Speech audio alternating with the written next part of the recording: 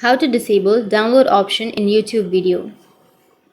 So if you want to disable download option in YouTube video, then what you need to do is you just need to open up your YouTube application, or you need to go for YouTube Studio option.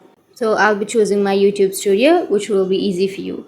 So if you don't have your YouTube Studio, then download the YouTube Studio and make sure to log into your account.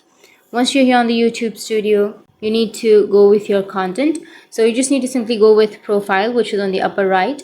Once you're here on the profile, you can go with content, which is on the bottom left. Under content, you need to go with the shorts option or the videos option, anything that you're comfortable with.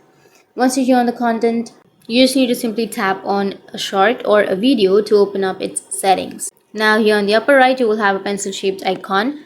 Tap on the pencil shaped icon.